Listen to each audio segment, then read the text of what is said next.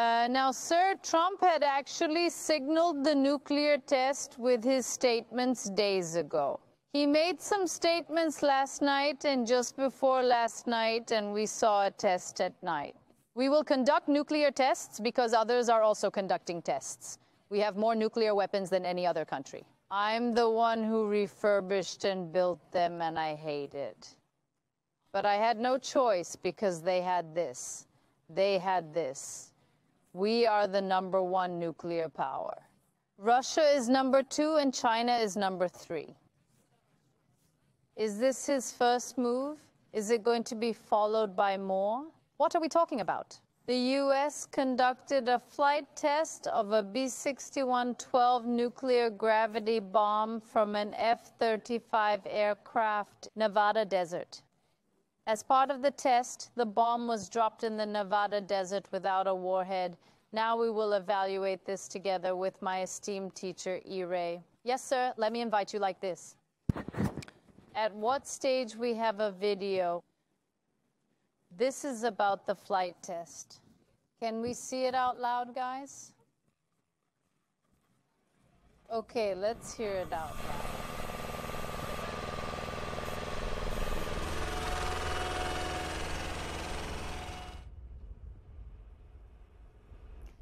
So this is B-61-12s.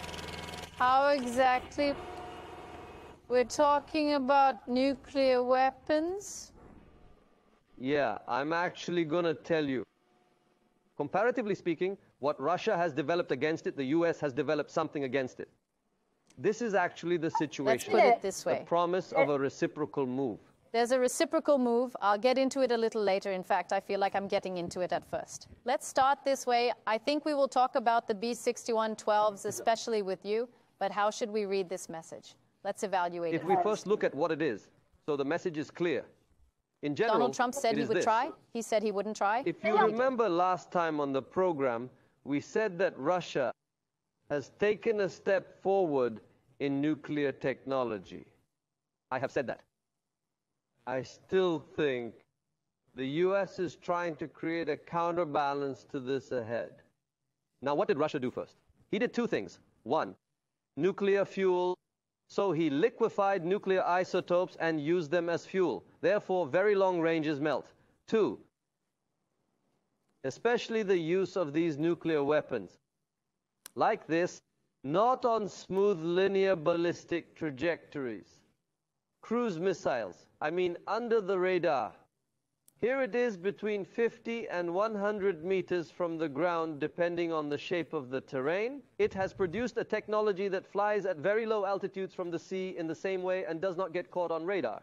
And he produced it at 10,000 kilometers. This also includes the Poseidon torpedo. Yes, he did. And he took it away in missile technology. So Russia has created an asymmetric situation. Linear ballistic trajectories, nuclear, using fuel with long-range but nuclear warheads, cruise missiles, produced. So now it really gave Russia a very interesting advantage in the situation. Now we're going to reciprocate. And they did something. Let me tell you about it. This missile, this bomb, more precisely, a nuclear bomb. And the U.S. is doing this. I'll do something. What do I do? Not 100 kilotons, not 1,000 kilotons, at the tactical nuclear level if necessary. I'll make a bomb. This is the 61-12, the last version. It was first produced in the 1960s. There are models 0, 1, 3, 4, 7, and 10. The 11 model is interesting. In the 11 model, this is actually a bomb. In the 11 model, they made it to penetrate bunkers. In the 12 model, they added two things. One is called JIDAM, which means they added a guidance kit to this bomb. Therefore, it has become capable of hitting a target with a radius of approximately 130 meters. So, higher sensitivity. Secondly, they added a system called Sureti. What does this mean? They added a security module. In other words, they set up a system to prevent accidental explosions. plus intelligence in various ways, they added a package that increased security measures to prevent the capture of this missile through espionage, infiltration, and so on. But they added one more thing. F-35. Do you know what happens with the F-35? If you allow me, you can see it here, but it is also very clear here. What happens to the missile? It becomes invisible. What did the Russians do? They made an invisible missile, but they made a long-range missile powered by nuclear fuel. What did they do? They put the missile inside the F-35 and made it invisible. Yes, well, of course. Dear Professor, let me ask you from a place we don't know completely. Can we be transported by another aircraft other than this F-35 aircraft? Of course, of course. Of course, missiles for F-35s. But here they can integrate it into other F-16s, F-35s, aircraft within their own organization. But with the F-35, it becomes invisible. They added a scratching system. It becomes invisible. There is an invisible nuclear bomb. This is one. Why is that? Because this plane is visible in 7/10,000ths of a square meter. So they cannot see. You know, two, pay attention. Why would they drop it in a circle with a radius of 130 meters? This is a nuclear bomb. I mean, it destroys a city. Why would they reduce it to 130 meters? Now, here's the joke of it. This is the following. Namely, they turned it into a tactical nuclear weapon, 0.3 kilotons, between 50 kilotons. Tactical nuclear weapons. Below 0.3 is not a nuclear weapon anyway. It starts at 0.3, from 0.3, and that means this. So it's not about going and fighting big nuclear wars on big fronts. They could go and hit a point where necessary. For example, they couldn't hit Iran's nuclear underground facilities, if you remember. With this? Here you go. They hit this. They hit it, and so it works to an incredible depth. And now, as I said, in the 11th version of this, they added a nasal apparatus to pierce special bunkers. 12. They added a guidance kit called Jidan. So the missile can penetrate bunkers, but it is also a precision strike. Then what do? They reduce the radioactivity, the nuclear capacity, so they convert it between 0.3 and 0.1, 0.3 to 0.1 nuclear capability, nuclear capable in kilotons. In other words, it is specially developed to hit targets in certain areas at certain depths beyond the cities. And if you add this to the F-35, if you make it invisible, you can see the asymmetric superiority of the Russians is an attempt to balance. A foreshadowing is done? It certainly is.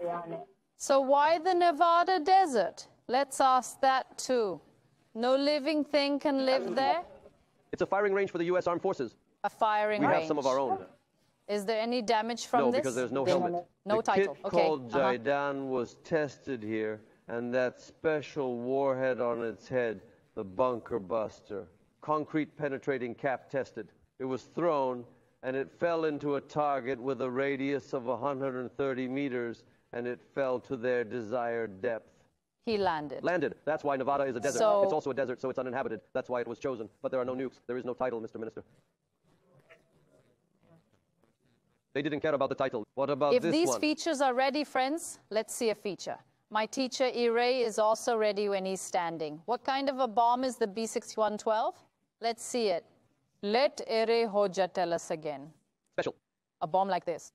What do we understand, Mr. Ire? Here it is. That's the section called the copy of additional protection and security measures. Sureti, that is, it consists of two parts. 1, prevention against any bumps, accidents, and so on. 2, any theft, infiltration. They have created a special mechanism to prevent this missile from being used by someone else through espionage. What they wrote there can be manipulated. That's what it's called, Jidan. They added it here. This was not in version 11. I mean, it wasn't in version 11, it's in version 12. The reason is to make it more precise. It's called Jidan. What's an eye can see tail? There's a complete control system. There's a Jidan system. No, it's not like that. What do you mean? It's not a remote, of course. How is it navigated? There's a system called INS navigation. So there is an artificial intelligence. This artificial intelligence, the missile doesn't have an engine. Let me say that first. This is how it works by inertia. When it is launched from a high altitude, the object naturally gains kinetic energy. As the kinetic energy falls, the artificial intelligence inside the missile knows the map on the so-called INS map. It calculates its own position and finds the most suitable angle, or more precisely, the most suitable route, according to the target. According to this route, it gives orders to the ailerons, and accordingly, the position. Artificial intelligence control. Yes, it is. It's not in a very different spot. Okay, whatever you say. But the bottom line is this. I mean, this goes a longer distance than a normal free-falling bomb, that's why. That's the INS guidance. By the way, we have this too. I mean, Aselsan also produced it. We have our own national systems as JIDAN. Has this been added recently? Where? Here? Yes, it's here. The 12th version has this. Not in 11, for example. What did they put in the title in 11? They didn't write that. Here, they actually covered it with a special bunker-busting alloy. The real issue is the addition of these two. The system called Savate and the system called JIDAN. With these, the missile, it is going somewhere point by point. Look at the previous nuclear bombs, so think in high kilotons. You drop it somewhere and it destroys the whole city. It kills, for example, Japan, Hiroshima or something, it destroys the whole city. Now they are thinking, what about such a big, instead of the world public pressure that could come with civilian casualties? I'll give you an example. It strikes so-and-so's nuclear facility in Iran. It destroys that area. But you don't want to, for example, hit residential areas and kill them. They claim that it was not intended to ensure the death of Topyek. He claims. They claim. Is it a nuclear bomb after all? It is nuclear. Yes, it is. Look, the radioactive effect is the same, the blast effect is the same, the incineration effect is the same. I mean, it wasn't all normal, you know, it wasn't normal. Of course, it has the characteristics of all the nuclear bombs used before, only because the power is lower. Nuclear weapons are classified as 0.3 kilotons to 1 kiloton. As a tactical nuclear weapon, they can increase and decrease it. Its capability can be increased from 0.3 to 50 kilotons. So it is used both as a tactical nuclear weapon. It is also used as a medium-range nuclear weapon. It is used as a medium-sized nuclear weapon, 50 kilotons. So if you take that and increase it to 50 kilotons, so it's like 10 times, 5 times Hiroshima. Is what you're saying defines that phrase a warhead with 4 selectable power options? Yes, I mean, that could be possible. But in the end, what is meant here is a warhead with 4 selectable power options. They can vary its volume between 0.3 kilotons and 50 kilotons. So nuclear, the closer it gets to 0.3, the more pinpoint targets it can hit. You know, more pinpoint rather than mass killings or hitting strategic targets, underground especially. But if you go up to 50 kilotons, a force that can destroy a large region. And return. But the real difference in the past is that these two systems, for example, in the previous ones, the firing system and environmental sensors were also in the 4 and 5. I mean, there was one in 6, 7, and 10. It was also in 11. The two most recent additions are these 2 points. Yes, they were. What makes it different is the safety section on my screen and the steerable tape. Now it's a small thing, and the bomb weight is low. That's why it can fit inside the F-35s. What was the range, sir? I don't remember exactly how much it weighs. But in the end, in terms of size, it can fit inside the fuselage of an F-35. 325 kilograms, 3.6 meters tall, that's right. 34 centimeters in diameter, 34 centimeters in diameter. So in the end, it becomes invisible. So what does it do? It can infiltrate into targets. And after infiltrating, it can hit them and come back. And so the Russians are still in that mindset. So they're operating on a balance of great terror. Against that, no, it's not an apocalyptic scenario. Like in the past, I changed my concept. What did I do? I turned it into a tactical nuke, and I've kept that under wraps. So I can go and hit the targets I want to hit, underground missile facilities. Think about it for Russia. It could be underground missile facilities. So whatever is underground can be hit with these tactical nuclear weapons, bombs. Now, in the face of this,